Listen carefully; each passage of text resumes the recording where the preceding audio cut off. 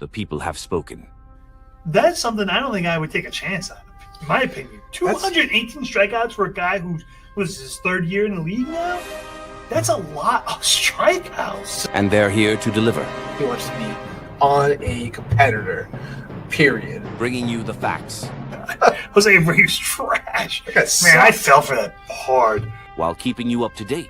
Man, like what a question mark that is. After you leave Cole, you get him out of the game, and all of a sudden you don't know what you're going to get on the other side. On all fantasy baseball news. Guy's a slouch, man. He's just a potential. He's a slug. Dark horse winner of a Cy Young candidate. Welcome to Bourbon N Ball. Averaged like 160 strikeouts prior to his breakout year. I wouldn't even call that a breakout year. I would call that a career year because I don't think he'll have another year. We're going to talk about a lot more baseball. This is just the beginning, guys. That's right. I call a bartender. So look, man, come down here. He got down there. So what you want? One bourbon, one scotch, one beer. Man, we are back. We're Bourbon N Ball right here. I'm Doug alongside my lifelong friend over there, Mikey V, coming to you from Clearwater, Florida. I'm over here in the Foxborough Cave. All right. So, yeah, this is show 56, man. Bourbon N Ball, welcome.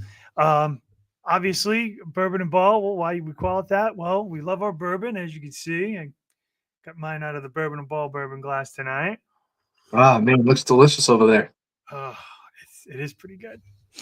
And, yeah, we love baseball, man. We've been in a fantasy points league for, 20-plus years.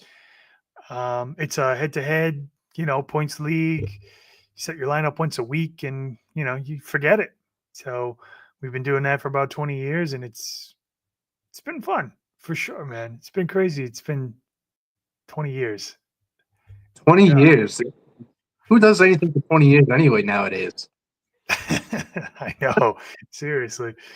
But man, we got a great show, man. This is pretty. I mean, every single week I say it's a fun one because they're all pretty fun, right? We're sitting here talking baseball, sipping. I mean, what's not fun about that? This one in particular, though, is gonna be fun, especially if you own some of these guys. And what I mean by that is, later on in the Around the League segment, we're gonna start talking about that dreaded innings cap. And we have a list of people that are on it for sure. Most of them are probably going to be on it. Maybe not so much Chase Burns. He went on the IL today. We'll talk about that in a little while as well. So he might be done for the year, actually. But before we do that, let's just start going around the league and see where we end up.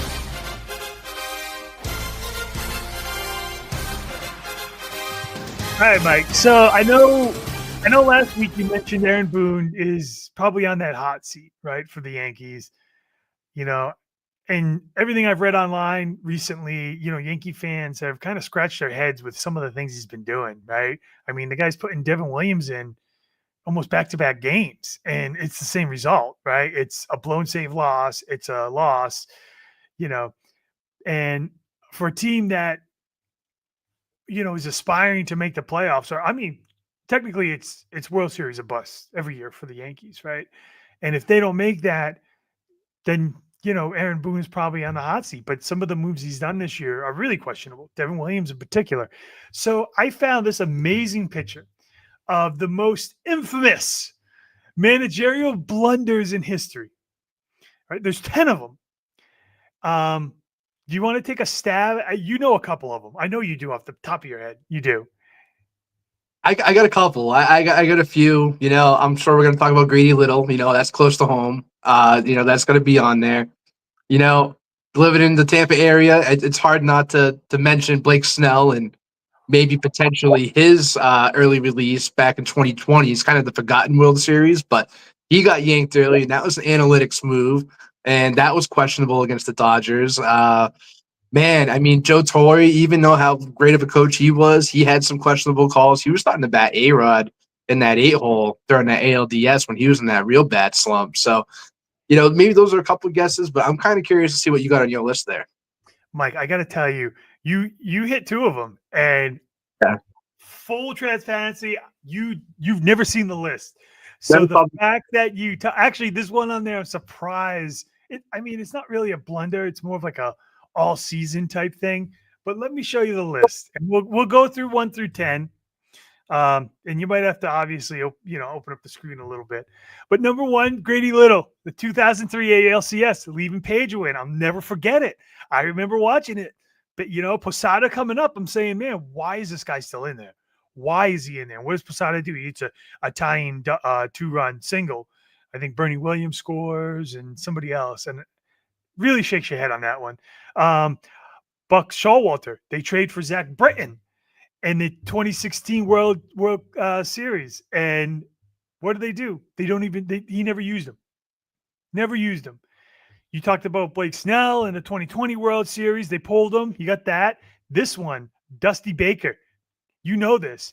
Overusing Pryor and Wood. He's done it his entire career using pitchers, blowing them out. 2003 NLCS, he blew him out. All right. Next one, not replacing Bill Buckner and putting in a defensive substitute. That was in the 1986 World Series with the Red Sox. We all know what happened. The ball goes under Buckner's legs. Similar to the Blake Snell, AJ Hinch in the 2019 World Series pulled Zach Greinke early. That had a lot of people scratching their heads. Joe Girardi, he didn't do that challenge in the 2017 ALDS, which would have been an out, prolonged the inning, Yankees lose, bam. Jim Leyland, he was putting in a rookie pitcher in the 2006 World Series, pressure got to him, imploded. We all know what happened. That was probably one of the best teams to not win a World Series, arguably one of the best teams with that rotation. Don Mattingly in the 2015 NLDS, Kershaw, he left him out there. He had horrible bullpen management. I think he let Kelsey Jensen pitch 2 innings when we all know Kelsey Jensen's really just a 1-inning type guy. He's not that horse. They end up losing losing the NLDS. And then last but not least was Mike Matheny in the 2014 NLCS, leaving Michael Wacha in, similar to Grady Little with Pedro. And of course, we all know what happened there. But these are the 10 most infamous blunders in baseball history. What's your take on any? I mean, some of them don't surprise me at all. Actually, none of them do. It's taking the pitchers out early sometimes, or not doing that, in the right time. We go back to Grady Little, right? And an indicator that a pitcher is overthrowing is when they start throwing high fastballs. And Pedro, I remember there was a video back in the day where, remember Carlos Martinez pitched for the St. Louis Cardinals? He was supposed to be a little mini Pedro back in the day. Didn't really, he had a pretty decent career, but didn't, the expectations never were met. But he broke down his mechanics and everything, and it was like the 6th, 7th inning. It was MLB Tonight. They were going in and out of these games, and all of a sudden he's overthrowing the ball. And it's like, hey, this is when you could tell someone's overthrowing the ball. And I know sometimes, we get, caught up in the analytics sometimes, and, that dictates a move, which happened with the Blake Snell scenario as well. And sometimes you just have to be a gamer, and you just have to feel it out. And I know that's so difficult because you have almost 2 drastic different situations here when it comes to that. So, like, you have Grady Little, for instance, where it's like, hey, I have a gamer out there. I want to keep my gamer out there, even though I know he's not pitching at his best right now. And he was in the Yankee Stadium, hostile environment, who's your daddy? That was the whole big thing. And then you go into, like, the 2020 Blake Snell scenario where, you got to read the room correctly. And in this case, Blake Snell is a gamer, but he went with the analytics side, and then we all know what happened from there. But man, I should have guessed Buck Showalter was going to be on here. There was a few times he had a few different situations where it was definitely questionable. So he definitely deserves a tip of the cap at the very least to be on this list. And I love how you put Mike Matheny on here too.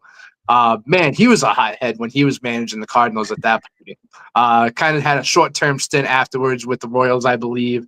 But, he's a guy that, very new at managing. And again, it's really tough to gauge those situations at times to make those right decisions. And then at the end, if you make that wrong decision, you might just end up on this list, right? Because it could cost you a whole entire season. And then, last but not least, Dusty Baker with Mark Pryor and Kerry Wood. We talk about this, I feel like, periodically between you and I, because we knew how good those guys were, and we knew how burnt out they got because of that guy. He just kept going out there, going out there. You can almost make the same argument for Strasburg as well. Yeah, This was Washington. So, yeah, fun thing to talk about and just kind of go down memory lane. But it's also a great call out, though. I mean, the whole Grady Little thing. I mean, you can make the case. Yeah, Pedro's a gamer, and he probably, I understand leaving him in. At that point, I don't understand leaving him in. It's the 7th. He's already got 6 innings, right? You're playing the Yankees. This is the ALCS, man. All right, I get leaving him in for a hitter or two, but when you have first and second, and you only need one more out, right? I get it, but at that point, like you said, it's like you can't justify leaving him out there, and then leaving him out there again for Posada. Listen, I might give you the benefit of the doubt and say, okay, I get why you left him in, right? I get why you left him in, and Bernie Williams does that little bloop single like he always does, the cheap hits. But then when the bases are loaded, then you take him out. There's no excuse why you keep him in there. Like it's just, it gets to a point where you say, this is too much, and unfortunately, Grady Little never coached again because of that. And if you ever watch that documentary, I mean, yeah, he's still. I don't think he's upset about it, but I think he's more upset that that's what he's known for. That's if you ever watch that doc. Fair. I mean, that guy's been in baseball for over 30, almost 40 years, at that point. A lot of accomplishments, but at the end of the day, it's like I said, sometimes the decision that you make that costs you your whole entire season. And when you do it with a team like the Boston Red Sox at that time, who hasn't won in 86 years to that point, and you're that close and you're playing your rival, yeah, it's going to sting for sure.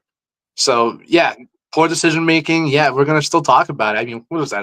That's over 20 years ago, almost 22 years ago. What am I saying? It feels like yesterday. That's how much it stung to us as Red Sox fans. I know. I just remember that. I just remember watching it and being like, "What are they doing? Like what is going on? Like the bases are loaded." Obviously Pedro wanted Posada because of the whole bench claim brawl they had earlier that year. With who was the bench coach? The old guy that Pedro pushed to the ground. I don't think he's really Zimmerman. Yes, Zimmer. Yep.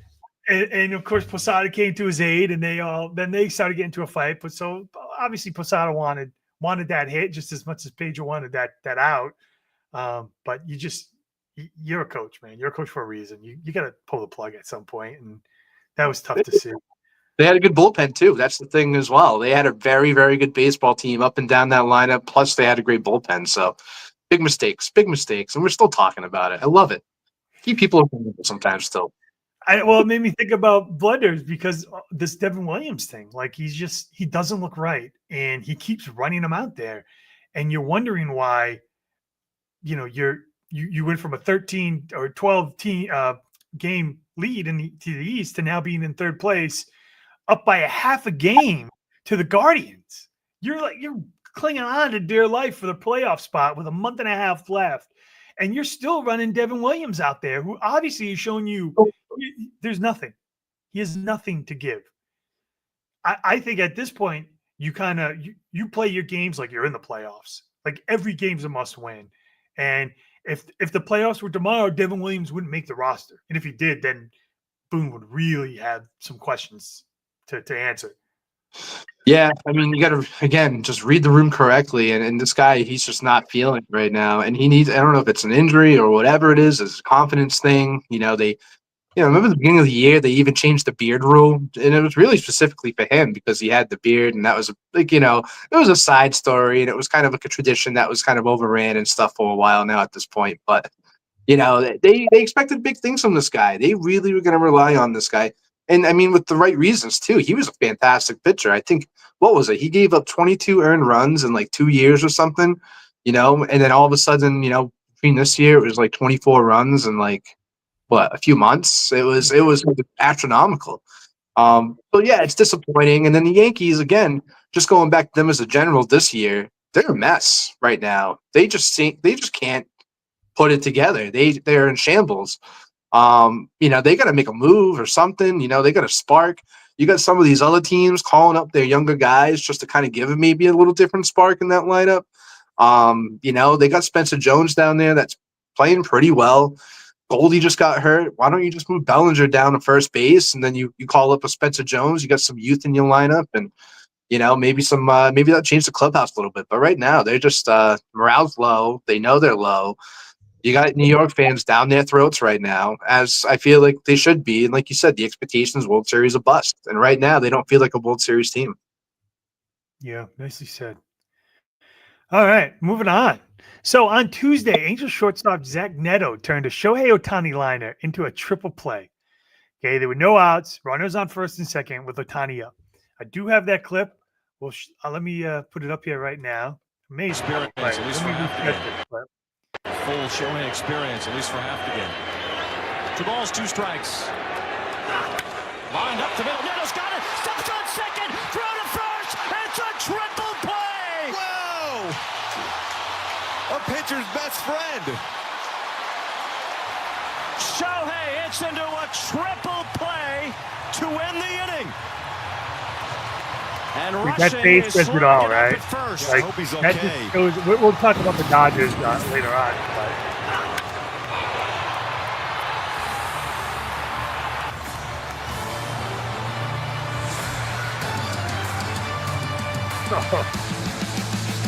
Was that Will Smith running over there? God, how embarrassing. Like falling on your face. So, all right. So let's talk some Angels for a second, okay? So they get the triple play. The Angels went on to win the game. They won it in a walk-off in the 10th. I have to say, and we talked about this again last week, right? There's only a few teams, I think, in each league that surprise you. And like I said, I know last week we talked the A's was one of them for us, right? A's, maybe the Marlins for the NL too. You could throw them in there. I think the Angels might be right up there with them as like those disruptors. Maybe not even a disruptor. I think they're like 4 or 5 games out of the wild card for the AL. They're hovering around 500.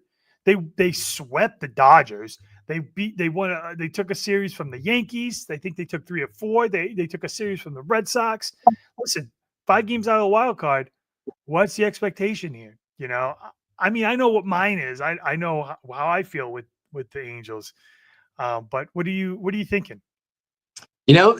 I got to admit, it's a pretty surprising year for them to this point. I feel like I don't think a lot of people put them even as a 500 baseball team. Obviously, and it's not even because of, you would think Mike Trout, but it's really not. It's the other guys in the lineup in that offense that are, you can call it breaking out this year. Tyler Ward did it a little bit last year, but he seems pretty decent. Joe Adell seems pretty good this year. He's got some pop in his bat. And then, how do you say his name? Nolan Schwindel. First baseman, really putting up quality numbers there too. Zach Neto's in his second year. He's playing pretty good defense like we saw in that clip. Ball couldn't have been placed better for him for that. But yeah, it's an interesting team. My expectations are obviously still low. I don't know what the end game is for the Angels this year, and I don't know what their end game is for next year as well. Ron Washington's missing the rest of the year managing. And I don't know if he's going to be back next year. I don't know if that's going to be a thing for him or not. It's interesting because the pitching isn't also appealing either.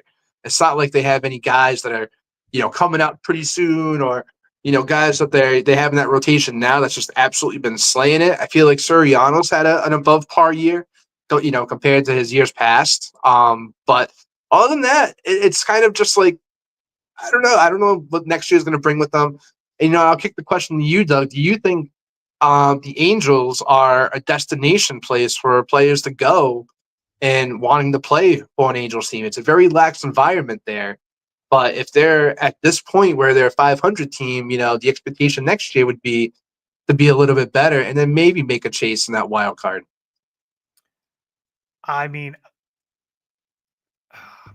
It depends. Like if I'm a player and I want to win a ring, I'm not going to the Angels. I'm just not. To me, they're pretty far away. You could sit there and say this is a miracle season, which I think it is. I don't see them taking a step forward next year. To be honest, like you said, they're pitching. They really don't have much, right? I think the A's will take a bigger step forward next year than the Angels if I had to rank the two. I think the A's are a much better team as far as offense is concerned, and even pitching. You can even make the argument that their staff is coming around, right? I mean, I think Springs might be a free agent, but if they can lock him up, and who knows, Severino, I know they signed him to a long-term deal, I think 5 years. So if I already won a World Series and I'm going to a place for money, then yeah, I'm going to the Angels because they're probably going to offer you a ton, right? But if I'm going to win a ring, I'm probably going somewhere else. And I would probably, I'd go to a destination that's already built.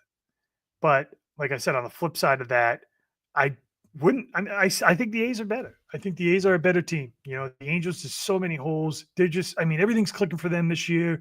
Maybe they are playing for their manager. Maybe that's their motivation. Right? Let's see if where we can finish. Let's keep going. It's almost like a what's that movie with the Indians? Major League? Yes, like Major League, right? Except they were playing for something different, right? But yeah, I don't see them. I see them being flat. If anything, maybe the same record, maybe around 500. They have dead weight. They have Rendon there. I mean, that was just a bad sign, man. I mean, but what are you going to do? I mean, what do you think? I mean, if you're going to pick between the A's and the Angels, who are you going with? Nah, I think you nailed it. I think it's the A's all day. I think there's a lot of momentum there. I mean, they're getting a new ballpark in a couple of years. They're going to be moving to Vegas. I mean, that's a cool thing in its own right. And if you saw the images of that stadium too, it looks pretty cool. It looks like it's going to be a pretty cool spot. It's going to be right on almost the strip, pretty much. I mean, that's going to be a cool atmosphere. And I think that building toward maybe that type of year, I think the expectation was 2028. I don't know where they stand with it at this point. For the stadium, but I feel like they have all the pieces, especially on the offensive side. They got the youth. They're showing up this year. We're seeing Krutz hit. We're seeing, Jacob Wilson until he got hurt. He was playing fantastic, and he took a huge dip, obviously, this second half, but he's still a very good baseball player. There's a lot to like with the A's right now. And with the Angels, I feel like they have a lot of work to do. They gotta rebuild that farm system. They got to make a decision on Mike Trout. I feel like that's a conversation no one wants to have, but you're going to have it eventually. I mean, just this year, he's going to maybe hit 30 home runs, which is great, but man, he strikes out a ton. That OBP is low. It's not looking good for him, and it's a lot of money. And like you said, they already got money eaten up by, I almost called him Roman Anthony. That'd be an insult. Anthony Rendon. That's a lot of money, being ate up for nothing at this point. So they got some work to do, and I do think they'll take a step back. But if I'm picking, between those two, it's the A's. I mean, we love the A's on this program. Are you kidding me? Especially from a fantasy perspective, super relevant this year. We knew that was going to happen this year. They had all the talent for it. Yeah, no, I agree. And like I said, next year, they're really, in my opinion, they're just maybe like a pitcher away. Like they need to get that ace, and Severino just was never that guy. I don't know why they thought he was, but yeah, they're almost there. I'll say they're a hell of a lot closer than the Angels. That's the part. All right, before I get into that whole discussion on innings cap, I did want to take a look at the Dodgers. I know I'm skipping around our script tonight, but I feel like. Yeah, I mean, he looks like a god right there, right? The Dave Roberts. Listen, the Dodgers have gone 11-13. This was dating back to last month. They got swept by the Brewers. They got swept by the Angels in that span. They've seen their lead on the West disappear. They're in second place. They're a game behind the Padres with a huge series coming up this weekend against them. They're 4 games up in the wild card. So I think they make it in, obviously. It's the Dodgers, 4 games is pretty – you'd really have to implode. But I'm not sure they're a slam dunk team everybody thinks they are to win it all anymore. I think they're showing their holes. And they're pitching, which, I mean, people were kind of scared of, showing you that they're almost mediocre. Like they're average. Glasnow's given up a couple of runs here and there. Yamamoto's been, getting hit around the last 4 or 5 starts. Mookie Betts isn't batting the same. He's in a season-long slump. He looks lost. Freddie Freeman's still. I mean, he looks like he probably turned that corner. Looks like that All-Star break really helped him out because he did hit a home run the other day. He looks back over 300 for the average on the year, so he looks like he's back to where he should be. But it's just it's weird to think that there's a chance that they could lose out on the West, and it's just showing me that it's really anybody's World Series at this point. That's all that tells me. Yeah, I mean they got holes, and I think I saw an article today, and I forget who wrote it, but it was pretty much just saying like, hey, all this money and that you're spending and everything isn't going to mask the inconsistencies that this team is going through right now, and it's absolutely right.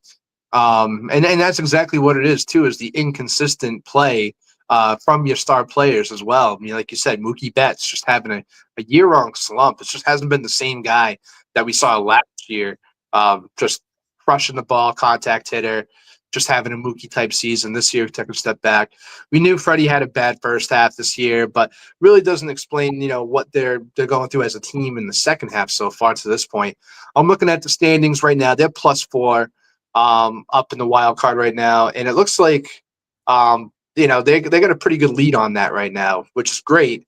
But at the same time, though, that it's not what we expected, and it's the San Diego Padres. I think it's more of the story too, because Padres are playing really good baseball. They're playing phenomenal. Guys are turning it around that weren't turning it around in the first half. Their pitching's coming back. They got Darvish that's starting to eat up some more innings now. I'm not saying he's the game changer, but you got guys that are coming back. Michael King came back. We'll talk about him in a second. But yeah, it's a team more about the Padres than it is the Dodgers.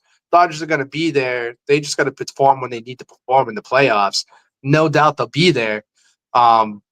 But they could also be a shakeup team as well, where if they lose, it could be anyone's ball game now in the National League. It could be anyone's. It could be the Phillies. It could be, the Brewers. I mean, the Brewers are still playing phenomenal baseball. What are they on, a 10-game winning streak, a 12-game winning streak? Like, they're on fire right now. They haven't lost since we last talked.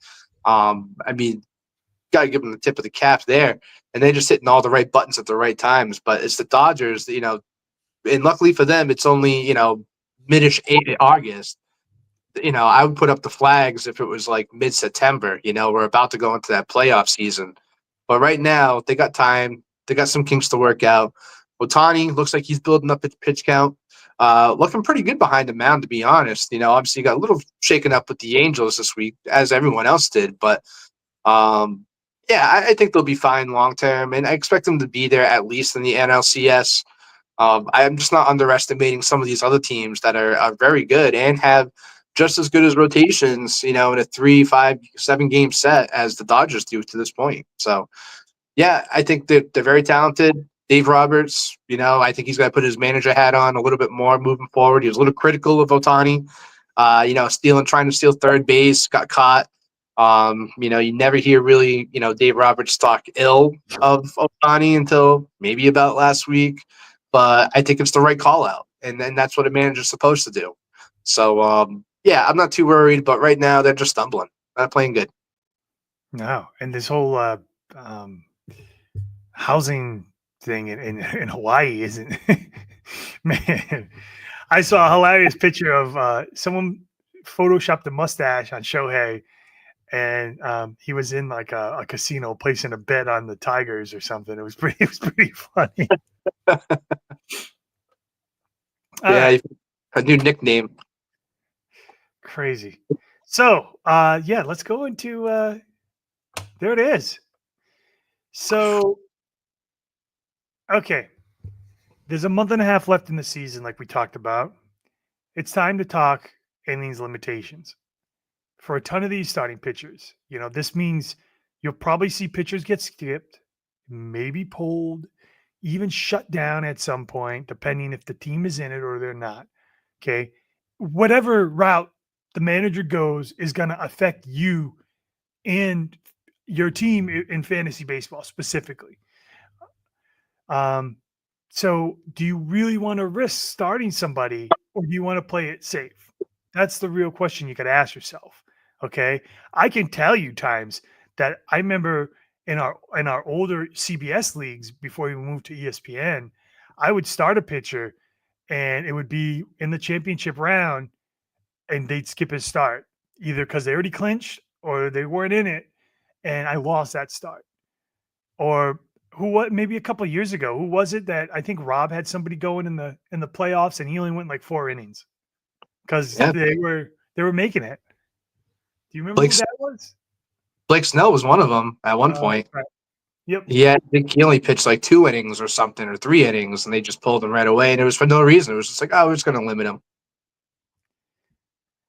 So I have a list, and I want to say there's a bunch of pitchers on here. There's a good amount of pitchers on here. There's 15. All right, they're 15. They're all pretty fantasy relevant. So what I'll do is I'll go through half. We'll stop, and we'll just start talking about what our expectations are. How's that sound? All right. So on the top of the list, what I'll do is I'll say the pitcher. I'll say how many innings he currently has, and I'll say how many he had last year as a reference to if or what they're going to do with him. So the Rays have a ton of starting pitching on here. Rays starting pitcher Shane Daz, he's currently at 135 innings. He had 118 last year. So what are they going to do? I don't know. Chase Burns, he was at 100. He's at exactly 100 this year, but with that injury he sustained and he went on the IL immediately, they're talking about maybe just shutting him down, which, I mean, whatever. That probably might be the best bet. Marlins starting pitcher Edward Cabrera, he's at 113 innings. Last year was 119. Red Sox starting pitcher Garrett Crochet, he's at 152. He was at 146 last year. Red Sox starting pitcher Lucas Giolito, he's at 117. Last year he had 0. He was out. You want to go back another year, he hit 184.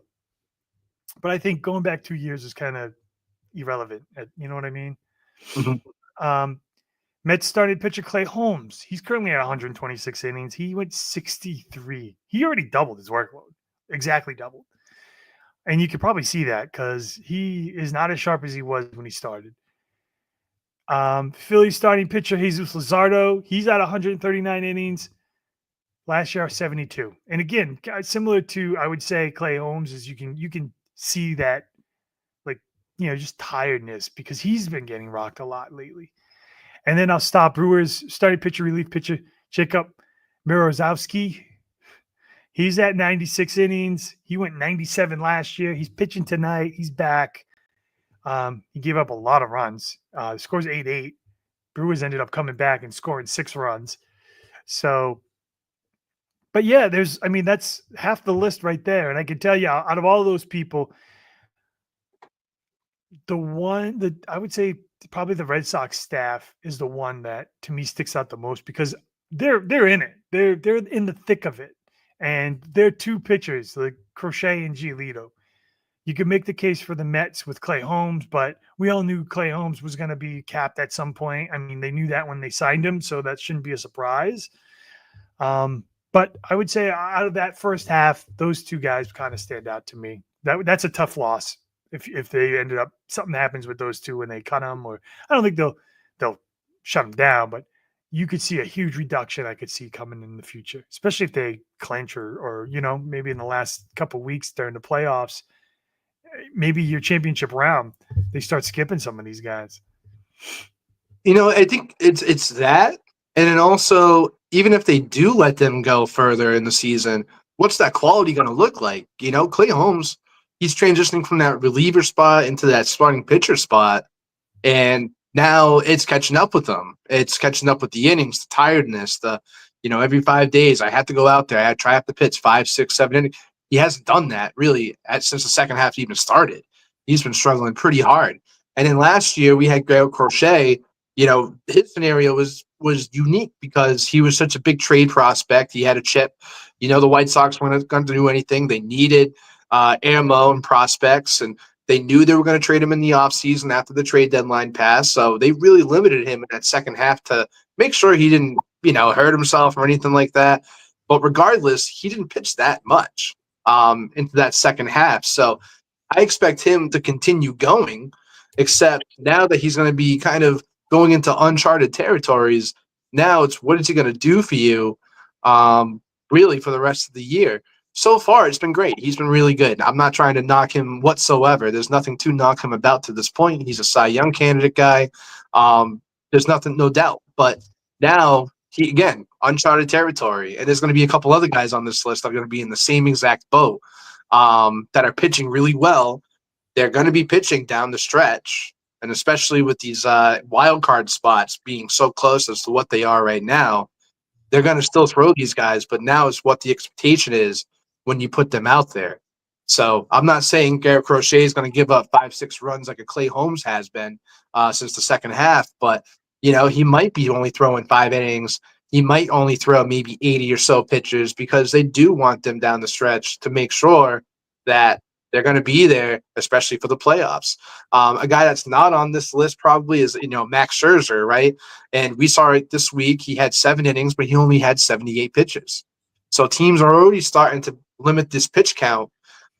Even, regardless of the innings limit, they're still looking long-term here. And there are guys on this list that are going to be looking long-term. You talked about some of the Rays pitchers, Shane Baz. Again, a guy that hasn't really pitched that many innings. He's over now, almost 20 innings over what he did last year. And, we're familiar with like a Tanner Hulk here. Once he hit those innings limits last year to what his previous year was, all of a sudden he started just getting hammered. And we saw it again this year too, and earlier in the year. But yeah, it's something to definitely keep an eye on, especially with those guys that you just listed. All right. I totally agree. All right, let me run through the second half of this list, okay? This one's a little more star-studded, in my opinion. Doesn't start out that way, though. Rays starting pitcher, Ryan Peapot, 142 innings right now, 130 last year. Another Rays started pitcher, Drew Rosman, 117 innings currently, 36 last year. I could definitely see him maybe going into a bullpen role or something. I mean, that's a huge difference. Giants starting pitcher Robbie Ray, 148 innings. He only got 60 last year. Pirates, Paul Skeens, 144 innings, 133 last year. They're not playing for anything. So to me, he's a shutdown guy. Definitely. Mariners starting pitcher Brian Wu, 146 innings, 146 innings last year. So he's right there. Dodgers starting pitcher Yamamoto, 126 innings. He's at 90 this year. He's at 126 this year. He only did 90 last year. It's way above that. And then you can make the case Spencer Strider. He's at 86 innings. He only did 9 last year. So, and there are others too. You can make the case to DeGrom, Woodruff, and that could happen too. I know the Brewers are looking to make a deep playoff run. They took Woodruff out the other day after only going 5. And I feel like that trend is something that will continue.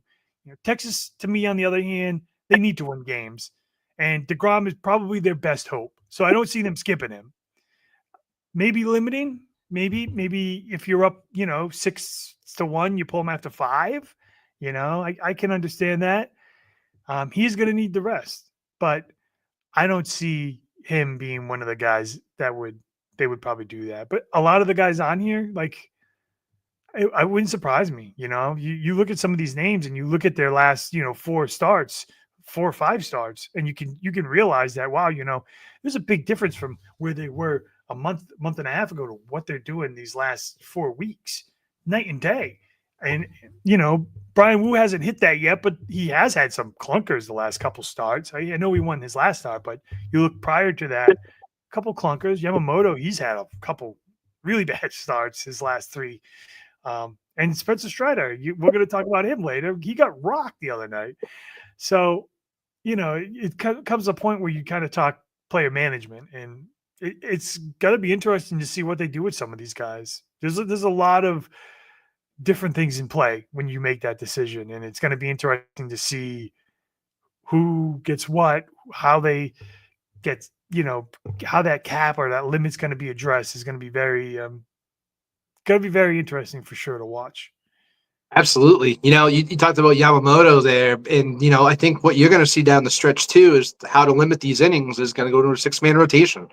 Some of these guys have guys on the IL that are coming back from injury, And instead of just taking someone out, they might just say, hey, we're just going to tack on an extra day off for you guys. So that way, we're just trying to stretch you guys as long as possible before we cut you guys down for the playoff run here. Yamamoto is going to be a factor of that. So you can kiss your 2 starts goodbye in fantasy when it comes to that for sure. When it comes to Yamamoto. And, like you said, Brian Wu, I kind of put him in the same boat as Crochet. They're going to need him down there down the stretch. They need him pitching. He's been their pitcher. He has they didn't know this, Doug, but he's pitched 6 innings in every single one of his starts. That's impressive. And they're not all quality starts. Like you said, he does have some clunkers in there. But he's pitching a lot of innings this year. He hasn't been in this territory before. But again, like I said, Seattle, they're going to be making a push toward all the way to the end. I expect them to be playing into that very last weekend, playing for something. Now I kick it to Paul Skeens.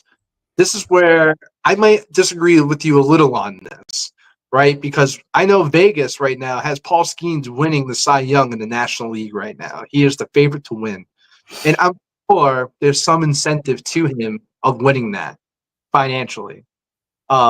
And for a Pirates team that's been so bad this year, they got to have some silver lining. It's like, man, at least, we got Paul Skeens that we can ride out, and if they do decide to be buyers at some point next year, whether it's the off season or within the season, because they have this small window with Paul, at least they can say, hey, we have a Cy Young winning pitcher on our team right here. And that's appealing to some players and stuff. But yeah, I don't know what's going to happen with him. They already are limiting him as well. We saw it last week, and then we saw him get beat up a little bit for the first time, pretty much the whole year against the Rockies. What do you go? 5 innings, 4 earned. That's a poor start for Paul Skeens. So, the tides are already kind of turning again, uncharted territory for the same guy. And then who else did you say here? You had Robbie Ray. Came back from Tommy John last year, pitched all right, not too bad this year. And now you could definitely see it in the second half, too. You probably noticed it as well. Not pitching that great so far in the second half. And neither is, the whole Giants team. What a mess they are. In general, man. Thanks for Devers, right? I know. It's not like we got anything back for him, though, at this point. It's like we just got rid of him. It sounds like he was really toxic. But yeah, Robbie Ray, though, seriously, just not pitching well in the second half. He hasn't pitched this many innings in probably 3 or 4 years, right? It's been a while for him to build up this count. It's not like an every year thing for him coming back from the injury and stuff. So, and then Strider, same thing, coming back from injury, having injuries this year as well, been back and forth with the IL. And then he's had some really big clunkers, which we didn't see when he had that breakout year. So again, if you don't have a trade deadline in your league, and there's still name power to it, and especially in redraft leagues. And if someone, begs to differ on what we're saying here, trade him to him, right? And get someone that is going to be there, or maybe get a nice little bat or something for these guys, because they're going to be limited, whether if it's 6-man rotation, pitch count, inning count. They're not going to be there at some points when you probably do need them down the stretch here.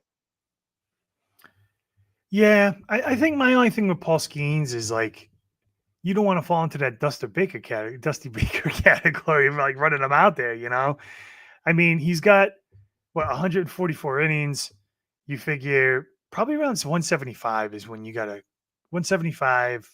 That would put you about 40, 45 innings over last year. I feel like that's probably 75 to 80 is probably where you want him to end. I don't think I would run him out there, anywhere past that, even if there is a Cy Young.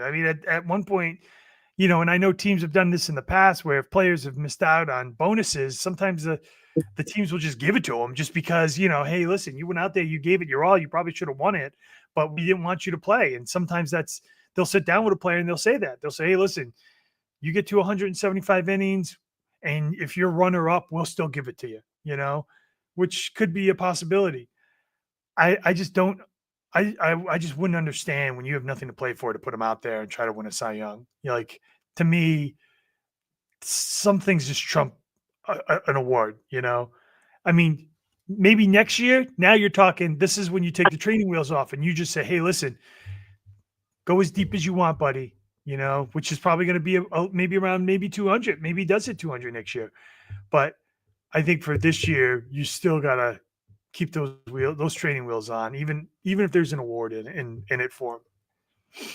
Yeah, I think 175 is a really good number. I agree with that number. I think that's a great number. So that we're talking about 5 starts, averaging 6 innings right there at this point.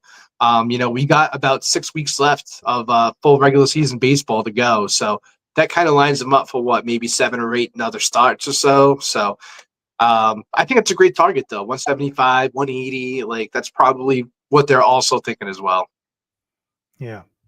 All right. Well, that was kind of fun, right? I think the worst part is though is if like in fantasy playoffs and you got some of these guys, and honestly, you have no idea what's going to happen. Like you have no idea.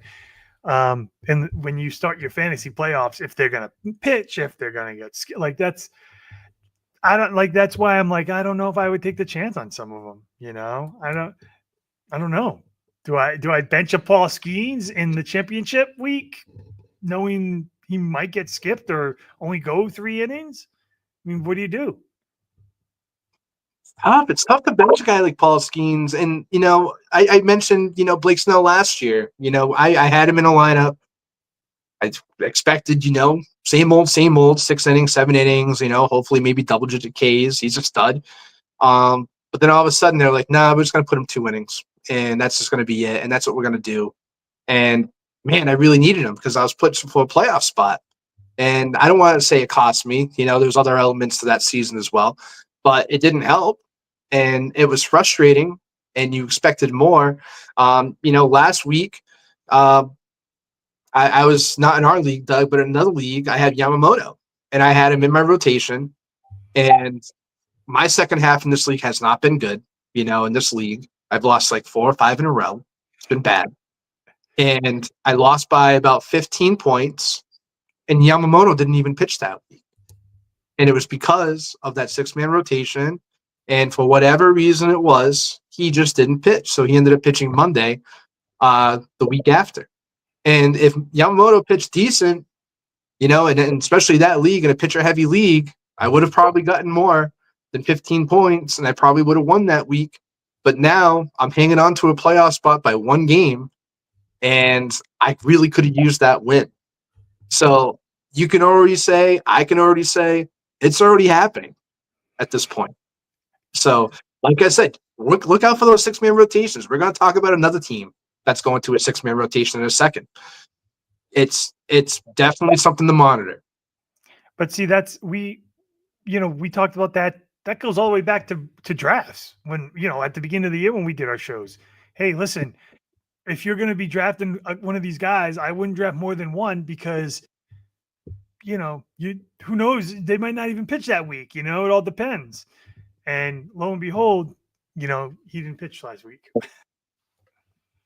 Unbelievable. Like I said, it absolutely hit. It killed me. Yeah, that kind of stinks. All right, let's so that was going around the league. That was kind of fun, right? Talking about pitching limits. It's always interesting to see where some of those people will end up. No one talks about that. I listen to some other fantasy casts and stuff. I'm always gathering information from others as well, whether if I take it or not. But no one's talked about specifically innings limits with those type of guys. So I'm so glad you brought that up and you put that together. It was really fun to talk about. Awesome. Well, I appreciate that. I'm like, I have 3 pitches going today, and Sandy was pitching a gem against the Red Sox. Wow, no way. He just gave up a run. Dude, he's got 7 strikeouts in 5 2/3 inning against the Red Sox. He gave up an RBI double to Alex Bregman. Wow. Giolito's pitching a gem. You going to the game tomorrow, right, Doug? Yeah. Yep. I'll be there tomorrow. I put Xavier Edwards and Trevor Story in my lineup just for that. Yes. All right. All right. Let's go on to the Hurt Locker. Everybody hurts sometimes. All right. This is the segment where we talk about recent pitchers that were added to the IL list, and then we'll give you updates on some of the ones that will be coming back. Kind of a smaller list this week. There are a couple names I didn't add that just went on the list today. I know Chase Burns was one of them. There was news on Josh Hader, who I'm going to talk about right now. So let me run through this list. We'll discuss it. Then we'll talk updates. First and foremost, this one really hurt because I had him going. Astros relief pitcher Josh Hader. He landed on a 15-day IL. I keep saying DL. IL with a strained left shoulder. That ends up being it was something else, but the severity is they're going to not have him pitch for 3 weeks. They're going to reevaluate, and then they're going to see what happens. So that tells me that if you're holding on to him, he's probably not going to be any use to you in the playoffs. I would fade Abreu, the relief pitcher who is now going into that role. He got the save yesterday. He looked pretty good. He's having a great season as a relief pitcher. I would probably just fade him, which I did in both my leagues because I do have Josh Hader, and I placed him on the IL. I thought about dropping him today, but I don't want to be the guy that drops somebody and then somebody picks him up and then he comes back and who knows, right? But he was having a great year compared to last year. 6-2, 52 and 2/3 innings pitched, 76 strikeouts, 18 walks, 28 saves, a 2.05 ERA, 274 points, 5.7 a start. He was number one relief pitcher in fantasy, which includes pitchers that are relief pitchers, starting pitcher eligible. So he was number one even against the pitchers that pitched and were sliding into the relief role, which is insane. A's starting pitcher Luis Severino, he landed on the 15-day IL out of nowhere. He was supposed to be a 2-star pitcher last week. He was supposed to make a start Sunday against the Nationals, and then he just landed on the IL. It was a left oblique strain. He should be back by the end of the month because it's not as severe as they had thought. But his numbers aren't great, right? 6-11, 136 innings pitched, 103 strikeouts, a 4.8 ERA. He's only giving you 6.1 a start, but I will say in his last 4 starts, he was 4-0. He went 23 innings, 22 strikeouts, only 8 earned for about 65 points. So he actually turned into pretty good. He turned into a really good streaming option these last couple starts. I mean, I picked him up and I won. So I was glad I picked him up in Jeffrey Springs. Next up, Rangers outfield DH Adolis Garcia. He landed on 10-day IL. He's got an ankle, a left ankle sprain. As of now, he might run past the minimum. So a late August return. Kind of all right year. Not really. Maybe he kind of picked it up a little bit. He's got 16 homers, 64 ribbies. Only 122 strikeouts is a little surprising for me. He's a guy that usually strikes out a little more. He's giving you a 1.7 a start, which isn't great, but it used to be 1.2. So for what it's worth. The only reason why I do kind of like him is I think because they're in the thick of things, that offense is really starting to turn it around a little bit. And him being still in the heart of it, regardless, I still don't mind him. I really don't. Blue Jays outfielder DH George Springer. He's on the IL again. They said it was a right middle finger blister, but then they said now it's a concussion. I don't know. All I know is it's just a minimum 7 days. He's having a great year. 291, 18 homers, 57 ribbies, 66 runs, 76 strikeouts, 12 stolen bases. He's giving you 3.1 a start, which is amazing for him. He's just constantly been hurt, though. I want to say this is about his 3rd or 4th IL stint. It's his 2nd concussion one, I know for sure. And then last but not least, he was just added today. Padres starting pitcher Michael King. He landed back on the IL. He's got knee inflammation. No timetable. I'm guessing they're just going to let the swelling go down, then take a look at it. Might be fine. He might just need the minimum. He might need more. No one knows yet until the swelling does go down. I was very surprised at his numbers. 4-2, 57 innings. I thought he went a lot more than 57 innings this year. That kind of surprised me. 65 strikeouts, a 2.81 ERA. He's giving you 11.7 a start. But that 57 innings really did surprise me when I looked at his numbers. Yeah, very surprising. A little shocked there. I mean, let's start with the big name, Josh Hader, right? You had Josh Hader, absolute stud, found his way back. Last year had a rocky, obviously, season. Wasn't the same guy we saw from the year previous, but now it seems like he's just got his stuff together again. I don't blame you for not dropping him. Fingers crossed with that. And I mean, right now, you're to a point in the season where there's only so many limited alternatives out there in free agency to fill a void like that. and it's more kind of like I don't want to call him like. There's a couple high risk, high reward guys out there. I would consider Carlos Estevez from Kansas City kind of a high risk, high reward. He's got 30 saves this season, but he's also got 6 blown saves. So that's opportunity for blown save points lost, a loss. That can absolutely crush your weeks, but he still plays for a competitive team. Kelly Jansen is another one too. Doesn't have a ton of opportunity. He's still got 21 saves though this year. And then some leagues, what is his name? Pagan from Cincinnati. I think it's God, right? Don, he's still out there floating in a couple leagues as well that I'm in, and he's not that bad for Cincinnati. He's getting opportunities too. So if you got voids there, maybe one of those guys fits the bill, but it's really hard to replace a Josh Hader. Like you said, #1 reliever in baseball right now, especially from a fantasy perspective and roto leagues. We talked about Adolis Garcia, and I don't know. I wish he was the same guy that we saw him in that World Series year, because he was a stud. Like he was just a bona fide stud. He was just a monster, hitting the power, played in the home run derby, all-star. Like the guy was a dude. And all of a sudden, there's just been like this, just tanked all of a sudden, and just really can't put it together, unfortunately. So luckily, it's an outfield position. There are alternatives out there in outfield. There are some hot bats out there that you could pick up. And I think it's easier to pick up an outfielder streaming-wise than it is in a lot of other positions. So, there's a couple guys, the Brewers, they're red hot right now. One of those guys, Sal Frelick, coming back from injury. Got a big enough sample size now. He's pretty legit playing for that team right now. I know Perkins is still out there as well in some leagues as well. He's still producing. He's still playing almost on a day-to-day basis. So there are definitely guys that you can go out to replace some of these guys that are already hurt on your team. And like you said, if he does come back this year, Texas is going to be competing. And I know players don't want to be that guy in that lineup that's preventing them to be better than what they are. So maybe that could be a boost for Garcia when he does come back. But for now, you got to look elsewhere to try to fill that void. And then George Springer, man. I mean, when he's out there, he is one of the best guys to have out there on your team. Like, clear-cut #2 outfielder for sure. Like you said, over 300 points this year. I mean, if he played a full season this year, he'd be probably a top 10 outfielder at this point.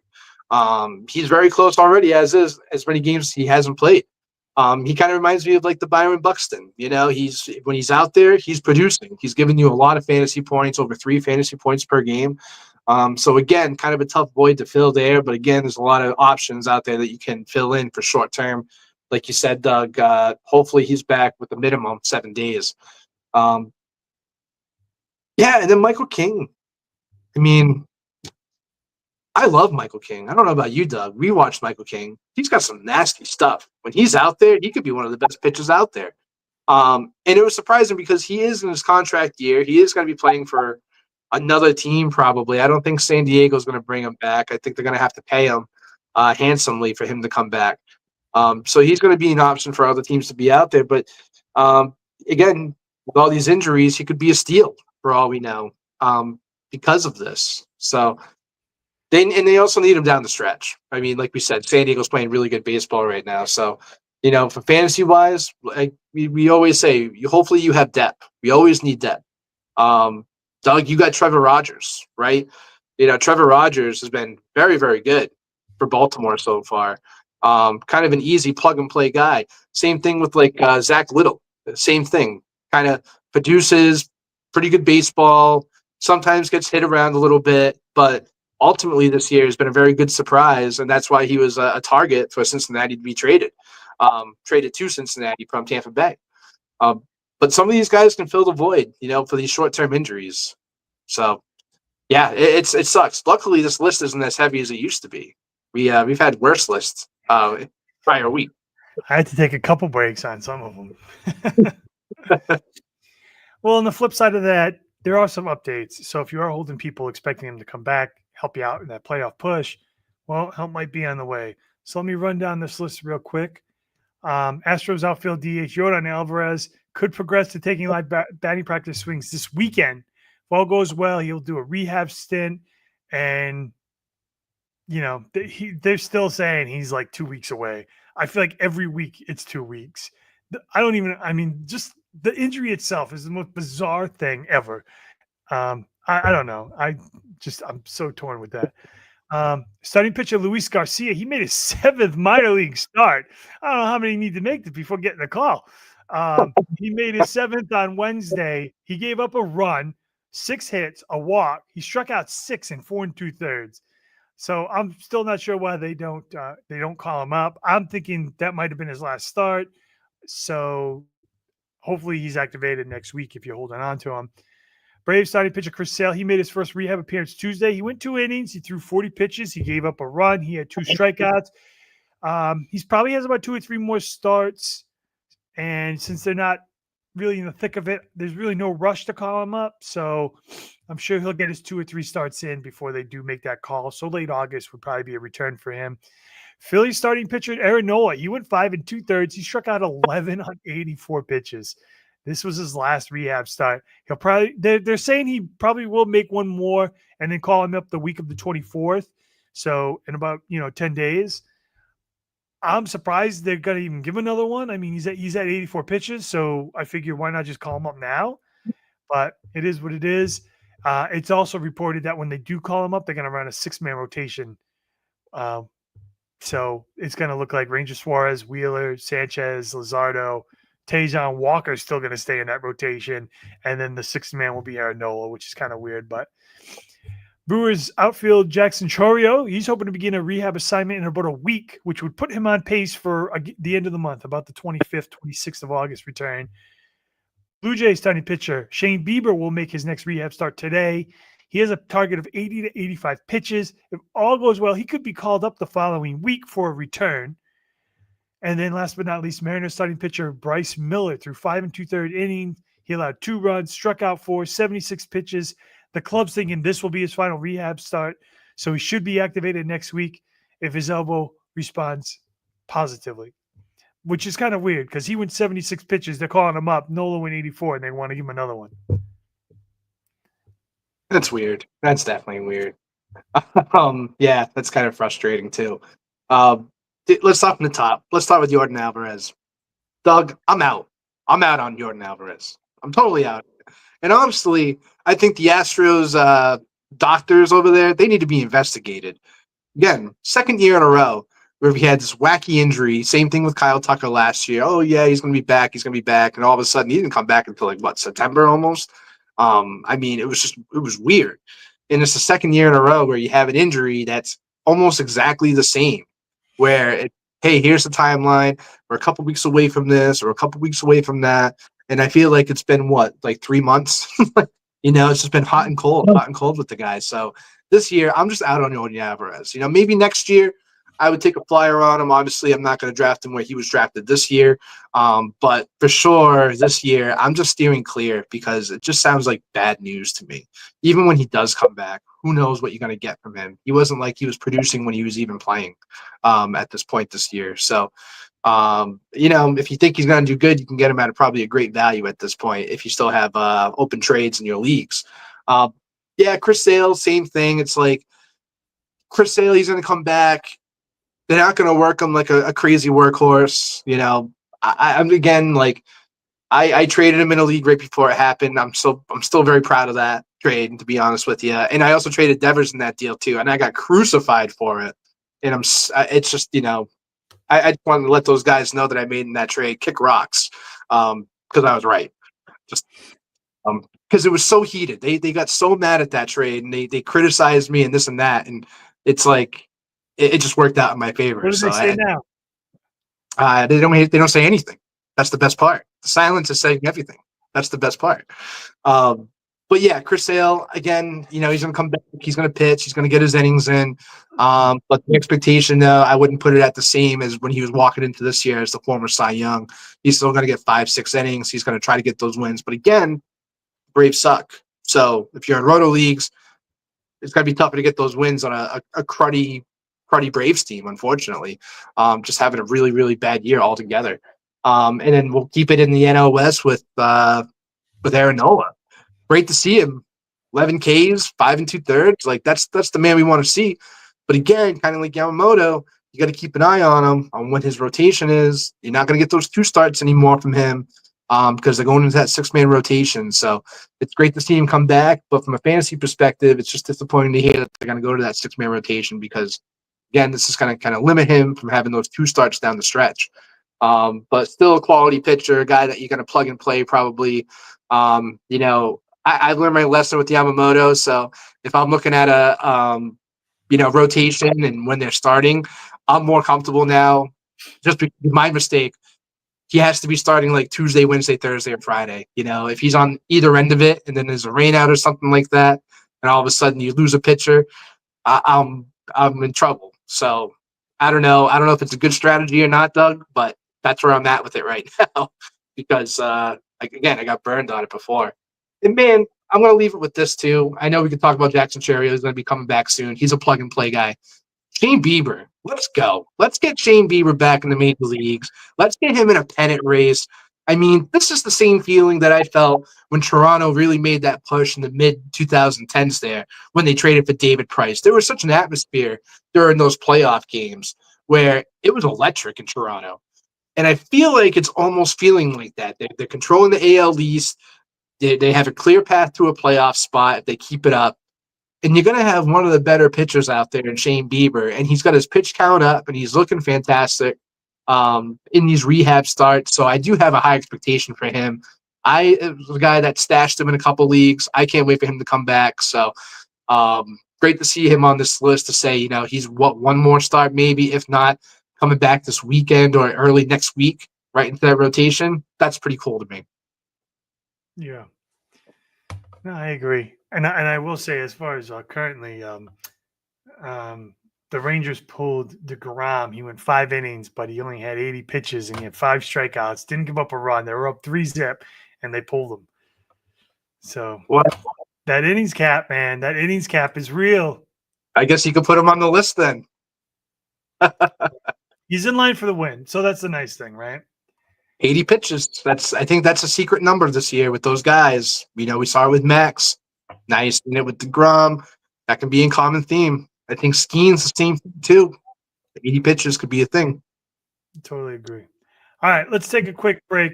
We'll come back and we'll talk about some of the hottest and coldest players of this past week. How's that sound? Love it. All right. You're going back in?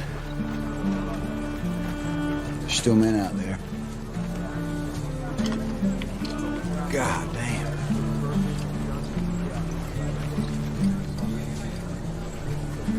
When I go home, people ask me, "Hey, Hoot, why do you do it, man? Why?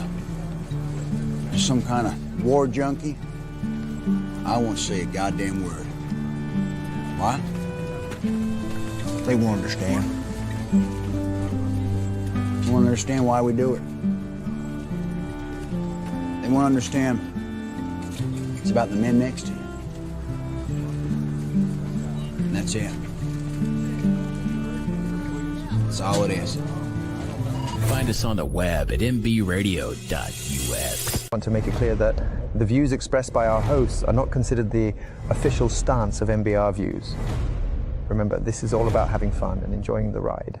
And now the guys you just love to hate. Trash. It's garbage. Man. It's a dumpster fire, man. It's a man. Come on. It's not. Doug and Mike are back with more Bourbon and Ball.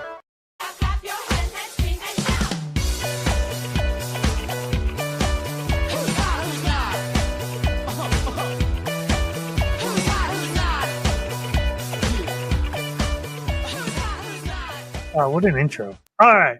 With that said, we are going to bring you the hottest hitters and batters. Batters are hitters. Pitchers of this past week and fantasy points. Again, this is from our league, but chances are these people in any type of format made the hot list. So here they are. I will say this. I did pick up one of those hitters and started him in the Bourbon League weeks ago, and he's been paying dividends. So let me just run through the hitters, and then we'll break those down a little more, and then we'll go pitchers, all right? Diamondback second baseman Ketel Marte, he's 99.8% owned. He hit 429, 2 homers, 12 ribbies, 8 runs, 1 strikeout, 1 stolen base. He gave you 46 points or 6.6 a start for the week. Second up, Braves outfield Michael Harris the second. He is 68.8% owned. He hit 500, 3 home runs, 1 was a grand slam, 9 RBI, 7 runs, 5 strikeouts, 2 stolen bases, 46 points, 6.6 a start. And some honorable mentions. You got Perdomo, shortstop from Arizona. He gave you 41. William Contreras gave you 40. So a few Diamondback guys in there, but I do want to say I did pick up Michael Harris a couple weeks ago and started him. And that was probably one of the better pickups I've had in the Bourbon League. I'll tell you, that Michael Harris grand slam, I was watching that live. I watched that game pretty much from, I think I texted the group chat too, because that was the game that the Mets blew that 6-0 lead and just absolutely got annihilated in that one inning. They had to pull Doug Peterson, and they just couldn't get it together. They tried to get out of it, and they just couldn't. And then Michael Harris put the stamp on it too. I mean, also, shout out to Jackson Profar. If you picked him up, he's been playing pretty good this week. But yeah, Michael Harris, I mean, really good to see him back on this list. I mean, we talked about him. We're Michael Harris fans, by the way, on this program. We loved Michael Harris when he got called up. We saw all the skill sets from him.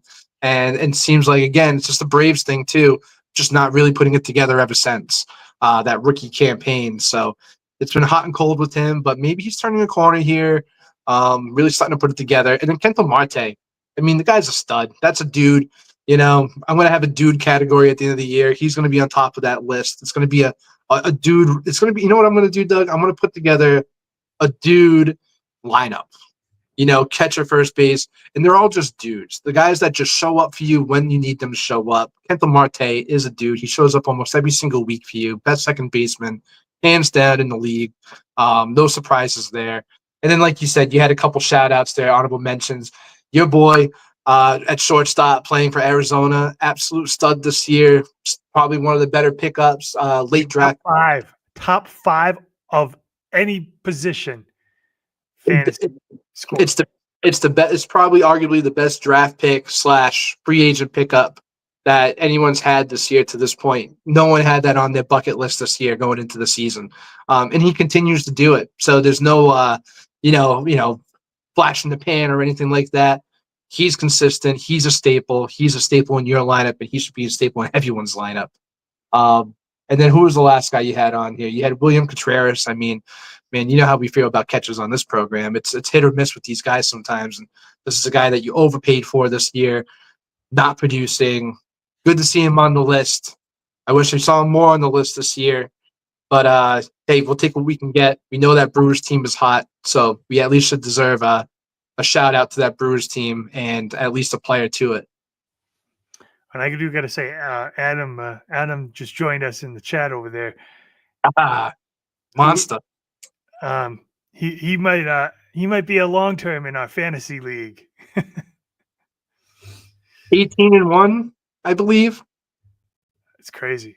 I went 18-2 a couple years ago, and I didn't like that was for the whole year, right?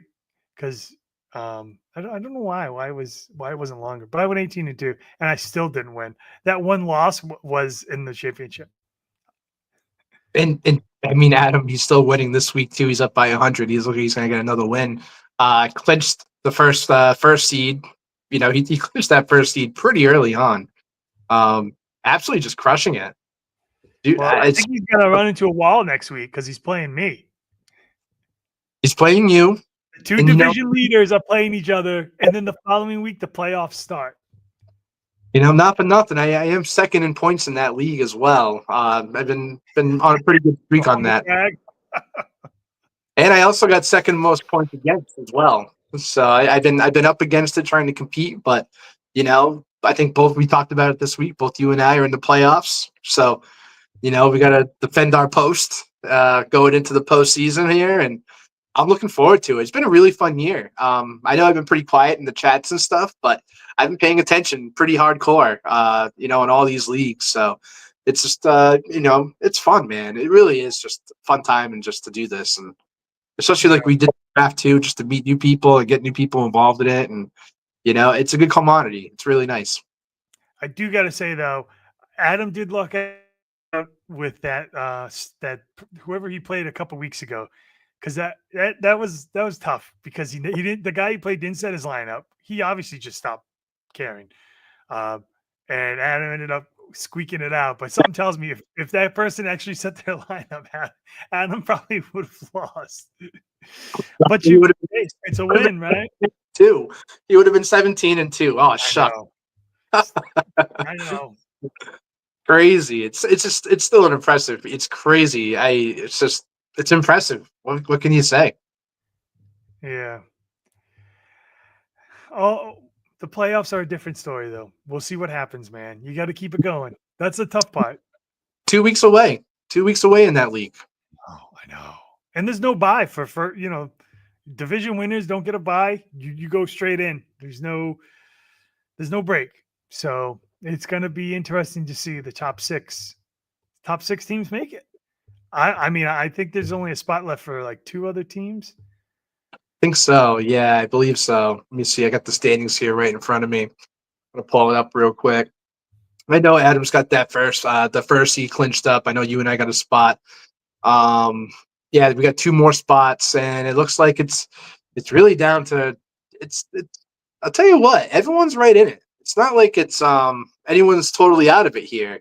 Old fashioned elite's got some work to do here, but really everyone else though, and also built for this as well, it needs some work, but honestly, not totally out. It's pretty incredible. Might come down to the last week. Love it. That's what we want. All right, a little quick shout out. So let's go right back into pitchers. So these are your top 2 pitchers for scoring formats, pretty much any type of format for last week. Twins starting pitcher Joe Ryan, he's 98.3% owned. He went 2-0, 11 2/3 innings. Gonna go watch a movie. I'll see you next week. All right, Adam. We'll see you, man. You have a good time. Good luck. I want that banter in the chat next week when I play you. So we went 2-0, 11 2/3 innings pitched, 12 strikeouts, 2 walks, 2 earned, 40 points, 40.46. Both winnable starts. He played. He was home versus Kansas City, and then he went to Yankee Stadium and beat the Yankees. But that Yankees offense has been struggling the last 2 weeks. So if there's a time to play him, there'll be a get right game for them soon. It's just going to be a matter of who they're going to play, and it might come this series against the Cardinals because I think they're already up 3-0 in the second. Yeah. And then next up, you got Orioles starting pitcher Tomoyuki Sagano. He is only 11% owned. He went 2-0, 12 1/3 innings, 6 strikeouts, 3 walks, 2 earned, 34.92 points. His first start was home versus the A's, then home versus Seattle. A couple honorable mentions. You got Drew Rossman. He gave you 33.76 points, and Tanner Beebe gave you 31.28 points. Yeah, pretty impressive there. I mean, like we said, Cleveland's on a hot streak right now. They're kicking up at the right time, and it's due to Beebe. It's Gavin Williams has been performing pretty well lately as well. But yeah, Tanner Beebe definitely deserves to be a shout out here. This is a guy that was kind of a sleeper in drafts in a lot of leagues. They thought there was going to be a little bit more expectation to him. Maybe hasn't lived quite up to it yet, but maybe he, puts together down the stretch. Again, Cleveland's very competitive. They're going to be pitching in competitive games, so we'll see what he does moving forward there. But yeah, I mean, Joe Ryan, we talked about Kento Marte. You could argue that Joe Ryan's a dude as well. The guy just pitches very well, really consistent, gets the strikeouts. I think I saw his over under, like his strikeout to walk ratio. It's like 153 to like 20 something. So he's got the command, and he pitches with emotion. I watched that Yankee start, and even a fly ball to center, he's like going down to the ground, hoping it stays in the park and this and that. Like he's having a fun time out there. He's just a fun guy to watch pitch. But yeah, he definitely deserves a shout out here. Pitched really well. And then, like you said, Sonango. I mean, I probably just butchered that name, but I'm gonna. But yeah, I mean, he came out hot in April. And this guy comes from overseas. Not a lot of information on him. Performed pretty well in the beginning of the year. Once some information got out on him, then he started pitching a little bit poorly. And then from there, it looks like he's bounced back a little bit. Baltimore's trying to bounce back, salvage their season a little bit by chance. So, yeah, good shout out to him. 11% owned. Am I trusting him moving forward? Probably not. This kind of gives me the recipe of guy getting whacked, for 5-6 runs down the road in the next week or two. So I'm not buying right now, but shout out to him for having a great week though. And then who else did you have on here, Doug? You had Drew Rosman. I mean, he's not bad to have on your roster. No, Relief eligible, kind of a plug and play guy at times. a streamer, I think. He's a streamer for sure. But we got guys that just love to have those starting pitchers in those relief spot roles. So this guy kind of fits the bill, but he's going to be hitting those innings like we talked about earlier in the show. So it could be a little unpredictable down the road of what he's going to be doing. And that's the whole thing with Tampa. They have all these young guys and they're all going to be in the same boat because they're all trying to build up these innings. So they just don't have it's just not the glory days like it used to be in Tampa. I'm listening to some Tampa radio down here. You had David Price, you had James Shields, you had Matt Gauser at one point down here. I mean, these guys were inning eaters as well. And right now, I know Shane McClellan is going to be out for the season, unfortunately. Just can't stay healthy, unfortunately. But he was supposed to be that type of guy this year for them. He was supposed to be that workhorse if he was healthy. So all these guys just trying to build up their innings at the same time can kind of be a bad recipe moving forward for Tampa. So kind of curious to see what they do in the offseason with everything going on in their organization. But, hey, if you got Drew Rosen this last week and he pitched them, I believe Devin in our other league, Doug, has him, and he's been starting him, and he's been playing pretty good for him so far. So, hey, shout out if you started him.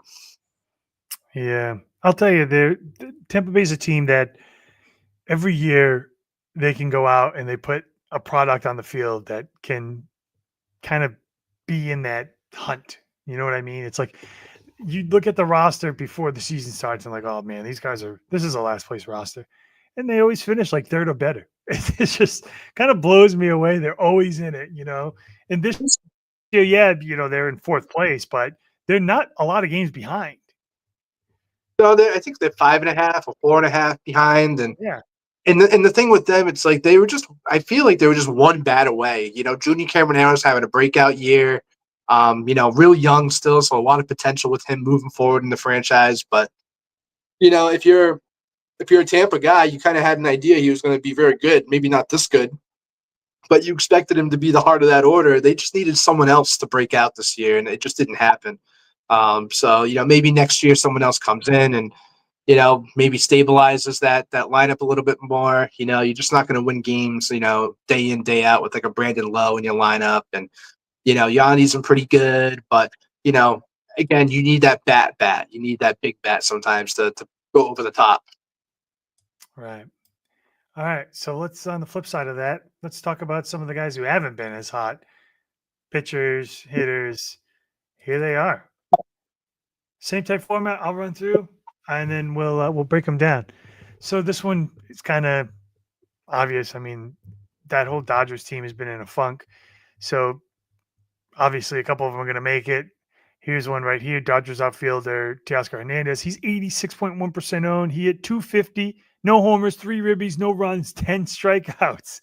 -1 point though. So usually if you're getting 10 strikeouts, you're at -5 or 6.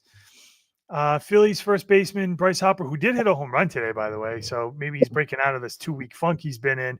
He's 99.7% owned. 143, 1 homer, 3 ribbies, 1 run, 9 strikeouts, no stolen bases, 0 points for the week. That's not good. Then a couple honorable mentions. Ian Happ and Pete Crow Armstrong both got you 0. Yuck.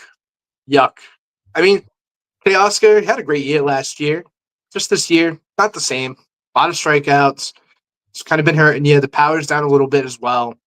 And like we already talked about with that Dodger team, it's kind of really slumping this year compared to last year, how they just kind of exploded. So, yeah, disappointing to see him on this list. Bryce Harper, kind of the same thing.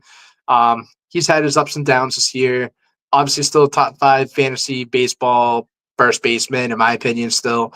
I'd rather have a Harper on my team than rather not. So, even with star players, you're going to go through these headaches at times.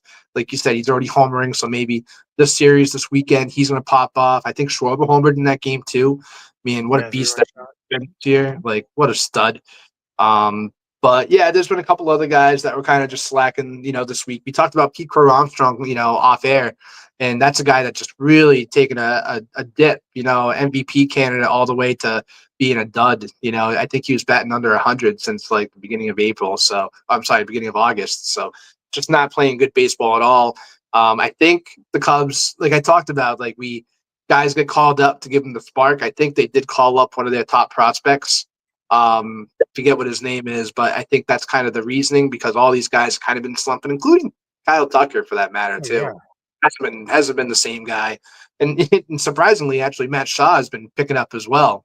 Really seems like he's settling in, bat in that like 8th, 9th hole lately. But got some pop in his bat, in the second half. So yeah, we'll see if they turn it around though. And again, like we talked about the Cubs and Hap, same thing. None of them are hitting right now. And with Milwaukee going on this streak right now, they really need to pick up because, they're even, I think I even saw the Cardinals are not that far behind, I believe. I feel like the Cardinals are kind of being – no, it's not the Cardinals. Excuse me. It's the Reds. They're about a half game back from that wild card spot. And, if they pick up heat too, that could be an interesting conversation to have there. But, yeah, Cubs just need to pick it up. Sucks. Yeah, that entire offense right now is kind of. I mean, aside from Matt Shaw, he's obviously he's been pretty good, but I mean, you got Matt Bush, who, God, they're all falling flat on their faces. So, hopefully they do turn it around because you got a month and a half, and this is your push, and this is the last thing you want for a team to go through when you're trying to make the playoffs is for everybody to go cold, all at once, and everybody is going cold all at once in that team. Hey, they're 3-7 in the last 10 games. Like I said, Brewers are 12-0. In their last 12 there. So it really just took a flip. All right, now let's on the other side of that. Let's talk pitchers. This one made me laugh when I did this morning. Kansas City starting pitcher Seth Lugo, who's 72.5% owned. He made me laugh because last year he was a stud. You could label him like he was pretty consistent, top 10 pitcher in all of fantasy. You knew it was going to happen. You knew he was going to fall down on his face. And those who drafted him early thinking they were going to get the same guy who's never done what he did last year in his entire career to repeat that performance. Well, let's see. He went 0-1 in 2 starts, 8 innings pitched, 3 strikeouts, 6 walks, 13 earned, negative 11 points for the week. And they were actually should have been winnable starts. First start was against Minnesota. He played in Minnesota. He gave up 7 earned in 4. Then he was home against the Nationals. He gave up 6 earned in 4. And then next on the list, Braves starting pitcher Spencer Strider. He's 80.8% owned. This is, again, kind of what we talked about. And you'll notice on the honorable mentions, a lot of these guys are hitting that innings limit that we were just talking about earlier in the show. And Strider was one of them. 0-1, 4 innings pitched, 2 Ks, 2 walks, 8 earned, negative 9.08 points. And that was against the Mets at home, though. He was playing in Atlanta. And then for the honorable mentions, you have Ranger Suarez, negative 5.4. Max Fried, negative 3.6. You got Paul Skeens, Garrett Crochet, negative 3.08. You could also add Yamamoto, Logan Webb, Robbie Ray. It was really just not a great week for some of these guys that are supposed to be must-start pitchers. They just didn't look – none of them really look good at all. Yeah, I mean, these guys are still aces, right? Max, Skeens, Crochet. Everyone's going to have a bad day at some point along the lines. It just happens sometimes. And even like sometimes they're not even that bad of starts. They just kind of maybe, 1 inning, 2 innings of bad baseball, and it just costs them the whole entire week, whole entire game, whatever you want to call it there. But, let's start with Seth Lugo. Same thing like you just said. You can't expect him to do the same thing he did last year. It's not like he just miraculously found it, and all of a sudden he's going to be that dude every single year in, year out. No way. You got to set a realistic expectation with that. So I'm not saying I'm surprised to see him on this list. What do you got? You know what else made me laugh about him? Remember a couple of years ago when he got a DUI when he was going through a drive-through? Was that him? Yes. Lugo? I'm pretty sure it was. I don't know if it was him or not. I thought it was someone else. I'll look it up after. I'll look it up. I'll look it up now. But Yeah. oh, shit, it was But Danny. It was Duffy. Danny Duffy. That's what it was. Duffy. Yeah, that's right. Because he was. Burger King. Yeah, it was Burger King, and then people named their teams Duff Beer or Duffy Beer because the Simpsons and Duff and this and that, and just too funny, too funny. I thought it was him. I don't know. Danny Duffy though, what a name drop though. Man, Spencer Strider. We talked about very inconsistent this year, in and out. We know he has the stuff, the capability to be an ace. But again, it's the health issues, the inconsistency, and then also the Braves team that he's playing on this year, just not very good so far. So yeah, he's going to be on this list sometimes. Once in a while, he gets the clunkers, and he's in a very competitive division too. Not like the division's been slapping it lately. We know the Mets have been on a downhill spiral lately. But it just seems like whoever he's playing against, almost has his number at this point. So, I think at this point you have to call him a week-to-week streamer. You have him on your roster, you keep him on your roster, but it's not you got to put him in your rotation like you thought you were when he came back from his original injury in the beginning of the year. He's a week-to-week guy. He's a plug-and-play guy at this point for me. And like I said, the rest of the list that you had on here, Doug, these guys are going to have bad weeks. Logan Webb, I'm not steering away from Logan Webb. I'm not steering away from Garrett Crochet or Paul Skeens at this point. Like those guys, it's probably ride or die at this point. Even with the limiting invitations going through, or the pitch counts, getting lowered and everything like that. But those guys that brought you there. And then Max Fried, too. Again, bad Yankee team as of late. But Max Fried needs to be relied on a little bit more. Because, like we said, that Yankee bullpen so far has just been atrocious. Even with the acquisitions that they had during the trade deadline, they need him to at least go 6-7 innings of quality baseball at this point for the Yankees to win. Hopefully, they snap out of it sooner than later. Like they said, they're winning right now 3-0, I believe. So maybe this is the turnaround weekend that they have, and everything can go up from here. But they're going to need Max Fried down the stretch here. He needs to pitch a little bit better for them to win baseball games, especially in the postseason coming up. Yeah, and we're actually going to be talking about Max Fried in a little while. Yeah, yep, yeah. This is kind of a good moment. You're Max Fried fan. That's it. All right, so let's just dive in. That doing? No, we don't. I just like that song. All right, so let's talk about some sell high, buy low players. Again, some leagues, their trade deadlines are actually as accurate as the MLB, which means it has passed. Some don't have trade deadlines, which means you can still do trades right up until the playoffs. Where in both our leagues, you can still do trades. However, at this time of year, usually no one does them just because you're kind of standing pat. Because if you're making the playoffs with a good team, why ruin a good thing? But I do have some sell highs on here. And we had just talked about him. He's put together 2 really good weeks in a row. There he is. Michael Harris, 68% owned. Great week last week. Hit a grand slam, hit 3 homers. Like I said, it's been an amazing 2 to 3 weeks. He's seen his average score rise from 1.3 a start to now he's at 1.9, almost 2. Actually, he is going to be over 2 because he had an RBI single today and he had a sac fly. So that's at least 3 points. Okay, the Braves have nothing to play for. I think offensively, though, they're going to finish strong, right? I mean, they're playing for pride at this point. And in the East, when your last couple of games are division rivals like the Mets and the Phillies, you're going to do what you can to give those teams losses and have them stumble in the playoffs. Like I said, I picked Michael Harris up off the free agent wire in our Bourbon League. I started him weeks ago. I've been riding him. But if there was a trade that involved him, depending how good it looks, I might really pretty well be tempted to move on. I think he's a solid bat. I think he could very well finish the year on a high note. He's done this 2 years ago when they first called him up. He was one of the hottest players in the second half, and he's one of the hottest players right now. He was a guy you picked up, you stashed anyways. You put him in the lineup, and now he's producing for you, right? So I think if you did want to entertain a trade, not to say that he'll be like the centerpiece of a trade, he might be maybe a really important throw-in type player, but why not move on from him? Again, I mean, he's going to play every day for the rest of they're going to throw him in the lineup. He's going to be relevant. So he's going to get his at-bats. It's just a matter of if he's going to produce. And I actually think, like I said, they're playing for pride. Nothing's going to surprise me that they can't produce toward the end. So I'm holding on. I'm playing, but in another, if someone were to offer me a trade, I in another life, I might take it and move on from him. That makes sense.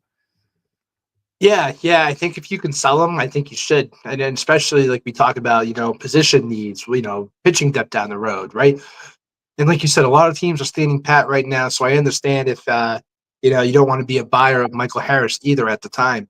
And it kind of goes back to my point talking about Aroldis Garcia and going to that free agent market in the outfield. There are a lot of guys that you can plug and play at this point in the season right now that can give you just as much as Michael Harris has been giving you the past, what do we say, like 3-4 weeks, Doug? He's been really, really picking it up. And it's not just because of that one game he had that grand slam, right? It's multiple games that he's had double-digit points in some of these games. So the stolen bases are coming back, right? The power's coming back. Right now he's got 13 home runs and 14 stolen bases. If he just picked it up just at some point of the season, we're talking about a 2020 guy, like we projected when he was first in his rookie season. So there's a lot of expectation. He checks all the boxes as well. I don't have his strikeout numbers in front of me. It looks like he's maybe a little less than a strikeout per game at this point right now. So it's not going to hurt you at this point, which is even better for you because he steals the bases. Mm-hmm. His average is so-so, and he's got a little bit of pop in his bat, but is more positive than negatives at this point. After, like we said, the last 3-4 weeks, if you want to buy him, you really feel like this is for real. Like you said, he's going to be playing every day in that lineup. Maybe this is a guy you go ahead, you trade for, you stash him just in case something else happens to your outfield. Maybe you need a utility spot filled, whatever you need. Maybe this is a guy that can fit the bill right now. And if you have him, if you got him, you probably picked him up. At this point, he was probably dropped. You probably already have depth at that position as well. Why not try to move him for something? Try to get a little piece of something. Like we talked about, Bryce Miller's coming back from injury soon. That guy was pretty underperforming going into the whole entire season so far to this point before getting hurt. Now he's going to go back into a whole completely different Seattle Mariners team. Maybe this is a chance to maybe just buy a guy low, like a Bryce Miller that could potentially be a better pitcher than what he was in the first half of the season. That's a pretty interesting trade. I actually don't mind that, to be honest with you. Not bad, right? Yeah. All right, so let's look at a pitcher I think you should sell high. And Mike, I think you would totally agree with me on this one. Where is it? Where is he? Where is he? Where is he? There he is. Whoa, stud. Pirates starting pitcher, Paul Skeens. He is 99.9% owned. That's as close as 100 as you'll get in any league whatsoever. So week last week, 1-1, 10 innings pitched, 12 strikeouts, 2 walks. He did give up 4 earned. That was against Colorado. 22.8 points in 2 starts combined. Like I said, Mike, I think you'll agree with me on this one. Like, I know trades are really dependent on how leagues set up keepers and whatnot. So if you're like in a keeper league or if you're in a redraft league, like that's when this time of year comes into play if you're starting to do a rebuild or whatever for your team. But I think to me, starting pitching is sometimes overrated. I think in a league that rewards you for innings and quality starts and wins and strikeouts, you could actually stream a few starting pitchers and be successful, right? You could win just on picking up a couple guys that will eat innings and give you a quality start. We know Skeens is a keeper, but the Pirates offense is trash. That'll cost you wins. All right. We also know this year he probably will be limited. I don't think he'll be shut down, but I think he'll be limited. We talked about that earlier. So I would not hate treating him for a stud bat. I used to love keeping a great pitcher. And Mike, you can agree we were allowed to keep one hitter, one batter, and one pitcher, excuse me. And I would always, it used to be 2 players, and I would always keep a pitcher and a hitter because I liked the balance, right? I wanted to keep a star pitcher and a star hitter. Now it's completely different. The last 4 years, I've just kept bats. because pitching is pretty deep if you're getting quality starts, right? If you're getting a guy who can go 6, doesn't give up more than 4 runs, boom. So I think with the playoffs coming, why not move him for a top 15 bat overall, right? That's what he's worth. If you're in a keeper league, that's what you can get. All right. Now, like I said, you could pick up guys. We talked about, Drew Rossman. Like that was a guy somebody picked up and then just wrote him out, and now he streams them, and bam, easy points for quality starts. Like that's what you look for this time of the season in fantasy. So I would not be opposed to trading him, just because I think a stud bat to me is more valuable because of the way a format might be. Yeah, it's the eye candy, right, of Paul Skeens. We know, like we said, he's going to be a Cy Young candidate all the way through this year. Like I said, he's Vegas' favorite right now. But when you look at his fantasy numbers, and especially in our league, Doug, it's a pretty generic league. We don't have anything crazy that's lopsided between hitters and pitchers or anything like that. But Paul Skeens currently right now is only averaging a little over 12 points per game. He's got a little over 300 points for the season. And to put that in perspective from a hitter standpoint, I'm talking about guys that are like, a Kenton Marte who was hurt for a portion of the year, who has 308 points, a George Springer, a Nico Horner, a Matt Olson, a Steven Kwan, a Luis Garcia. Luis Arias. Like those are the guys that he is currently similar points to at this point. So again, like you said, Doug, from a keeper perspective, yeah, definitely worth more value next year, I think, as well. You have hopefully, again, I don't know if he's going to run into the same problem as he did this year with not getting wins, right, and that run support again. But now you're talking, if in a keeper league, you can go up a little tick, I think. But again, we're talking a guy like a Bo Bichette, right, who was 325 points. Is he really keeper eligible, or is that a guy for now? And that's sometimes the move. It's the people that you want to win with right now. So if you have a chance to win your league and you don't think Paul Skeens is going to be down the road there for you at the playoffs times, which I think we could both agree, he might not be. At full capacity, I don't think he's going to be there for you. So, we know that I made a trade a couple weeks ago. I traded Paul Skeens away, and I got back a couple other players, including Kevin Gausman, who I feel like I know is going to be down the stretch playing for the Blue Jays. There's no reason to limit him at this point in his career, in his stage, and where they're going in that direction they are. And I'm not, I think I am actually kind of saying I might rather Kevin Gausman down the stretch than I would a Paul Skeens. He plays for a better team. He's going to have more opportunity to win baseball games. He's going to be competing. And then by the time September, especially mid-September comes, we don't know where Paul Skeens is going to be. And that's the semifinals. We're talking finals in a lot of fantasy baseball leagues. So again, you're in a keeper league and you can afford to get rid of a Paul Skeens to get a guy that's going to win your league now. This is the time to do it because he's about to get cut. Right. No, I totally agree.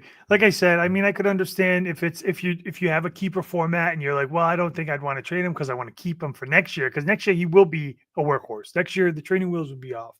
So I would understand if you want to keep him in the keepers league. In a redraft league, though, definitely traded him for sure. Nothing's going to tell me not to trade him. It just wouldn't make sense for me. But I mean, you could second guess if you do want to trade him in a keeper league. That's all, But right now, for this year, you're reaping the benefits. Everybody you got in that trade has produced for you. You crushed it last week because of that.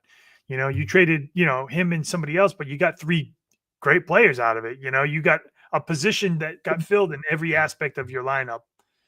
Every one of those guys you plugged, you played, and scored. So yep. It was something you felt you needed to do to make sure you get in the playoffs, and obviously it's working for you for now. Yeah, and it's funny because we talk a lot about point leagues a lot because that's what we play a lot of. But I am in a categories league, and I do have Paul Skeens, and I think that's a whole completely different conversation because now you're talking about how many strikeouts you're getting, your ERA, your WHIP. There's other boxes to check off where he is going to be one of the most valuable guys for that as well. So, really what we're talking about right now is just more of a rotisserie league. We're talking roto leagues here, not so much category leagues. category leagues, I think you just leave it alone. You let it play as is. He's still going to give you a low ERA. He's still going to give you a low whip. He's still going to get you a decent amount of strikeouts. It's just he's just going to be limited just moving forward. But he's still going to check off those boxes in those type of leagues. So, pretty much what we're saying here is just in point leagues directly. Right. All right, so let's move on to some of the buy lows. This one, again, this is a guy we had talked about earlier. There is a reasoning behind it, just because, Teoscar Hernandez, 87% owned. He gave you 0 points with 10 strikeouts, but his average was all right. Like, he wasn't bad. Listen, it hasn't been a great few weeks for him. I think the offense is going to have to turn the corner, man. It's going to have to produce at some point. It can't be continuing to just muddle like it has been. Otherwise, there's a pretty decent chance they might not make the playoffs, honestly, which is the weirdest thing to say. But Hernandez is a shoe-in to start every game, barring an injury. He still hits in the middle of one of the best lineups in baseball, regardless if they struggle or not. He was probably drafted in the early teens, right? And it shouldn't cost that much to get him. I would probably try to go out and get him on the cheap if I could. This is a guy that, let's remember, earlier in the year, he dropped 45 points in a week. Like, that's still doable. He's also got 10 stolen bases on the year. So that's a little sneaky extra points right there on the side in the points league. So, obviously he's got those stolen bases will counteract the strikeouts he does have, because he does strike out. But if you're going to play every day and that lineup can't get any bad as it is right now, because they're going to turn the corner. And I think this is the low for that lineup.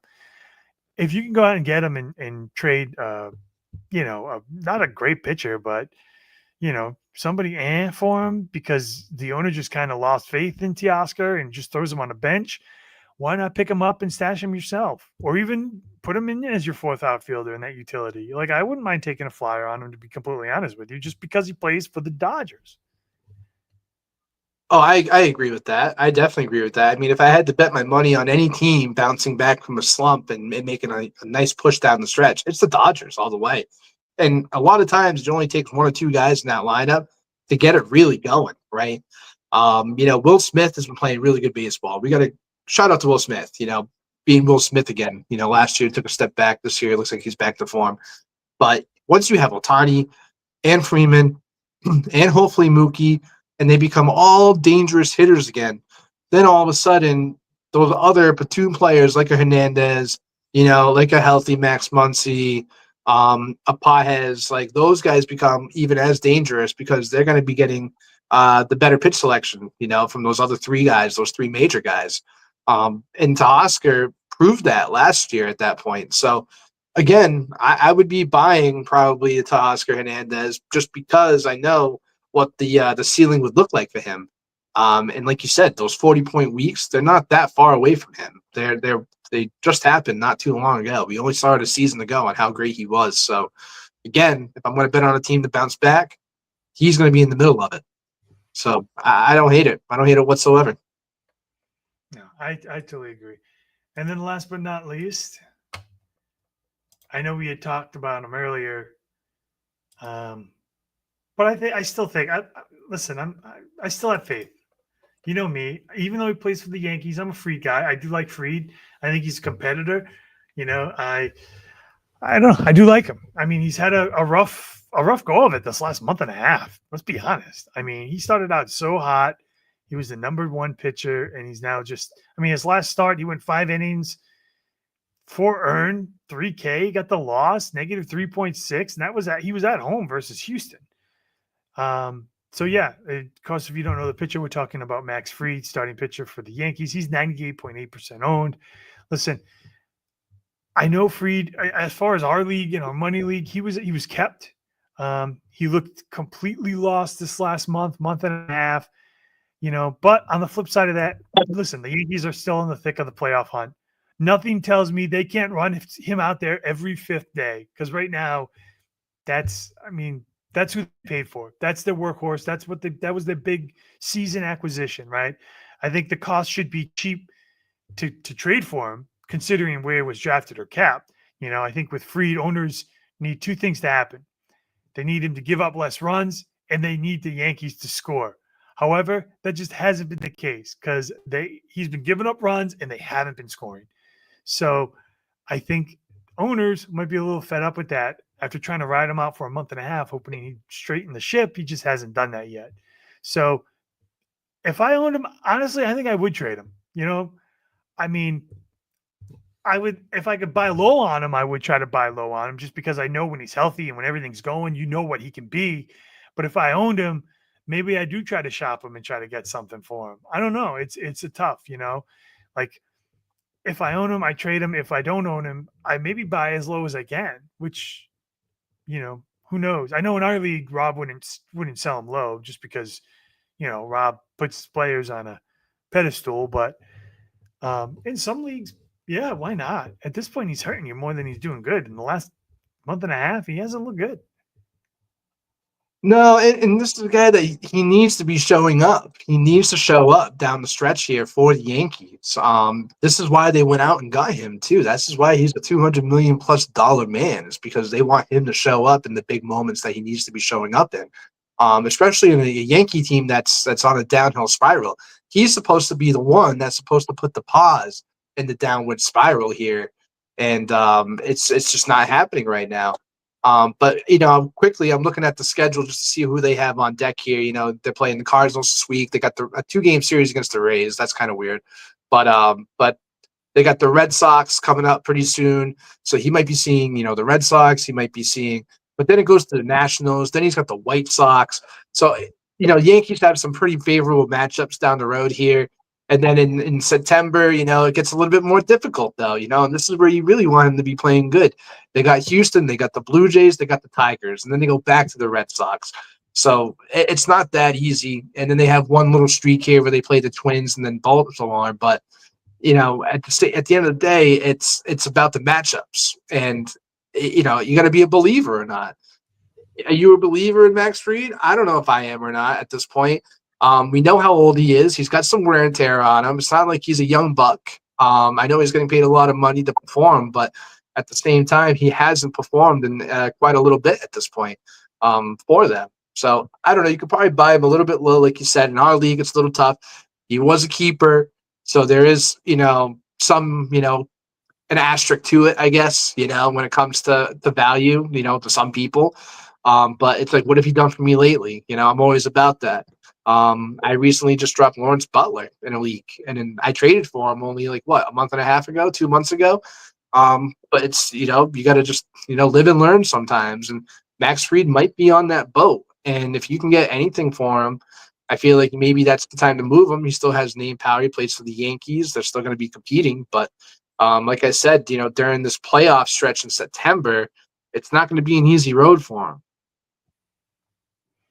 Yeah. See, Are you buying? if I could get him as a five, and even just stream some of the matchups, I would still do it. But again, if I kept him, I'm keeping him to play my lineup, play every week because he's a start. People you keep, people you draft in the first 8 rounds for sure are people that you plug in your lineup and you don't move out, regardless of 1 start, 2 starts. I don't understand why Sean does that. And he wonders why he lost, his last 3 or 4 weeks, because he takes out Crochet because he's not a 2-start. He takes out, listen, if you're wasting a first pick on somebody, you're playing them every week. You're not taking them out of your lineup, regardless. So if I own a Max Fried, I'm riding him out there. And every week I ride him out there, and he's giving me -3, -5, -4. Now here's my chance to be like, okay, well, maybe it's time I do move on from him. Because what is he going to give me? I have there's a month and a half left in the season. In the fantasy season, there's about 5 weeks, not even. So what are you going to do? I don't know. I would still take a flyer on him, and maybe hopefully in the playoffs, depending on when they are for your league, maybe he does have some of those favorable matchups. You start him, maybe when he plays against the White Sox, you start him, and then the Twins, and then do I start him against the Red Sox? I think I still would, just because they do strike out a lot. You know, the Red Sox do strike out. And even Houston, like the Astros, that lineup isn't scary. It's not scary at all.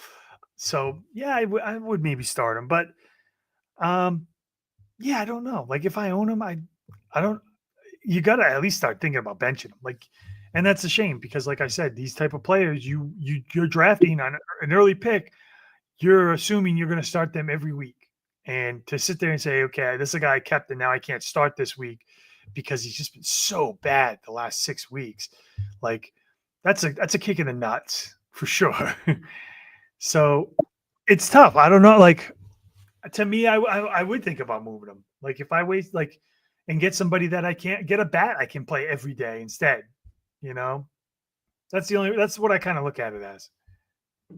I think that's very fair. I think that's extremely fair. Like you said, maybe a good number 5 guy at this point. You know, if you're trying to build up your roster, you know, you already probably got guys on your roster that you trust more than Max Reed at this point.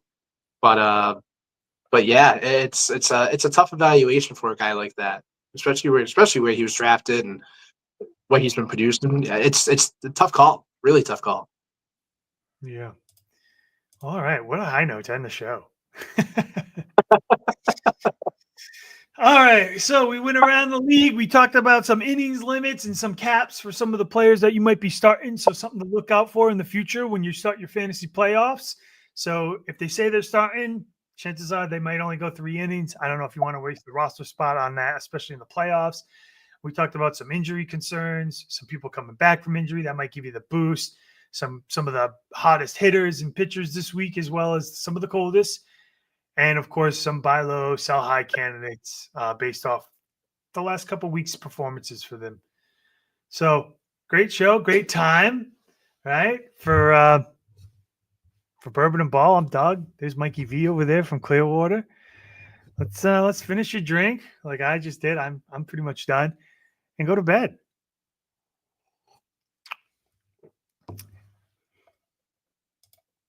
Ladies and gentlemen, thank you for tuning in to Military Broadcast Radio.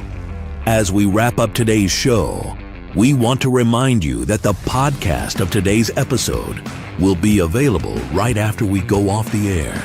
So if you missed any part of the show or want to listen again, be sure to check it out. And remember, we're here to support and honor our veterans. Your stories and experiences matter, and we are committed to giving you a platform to share them. That's right. We're here to give our veterans a voice. So don't forget to catch the podcast and stay connected with us. Giving our veterans a voice.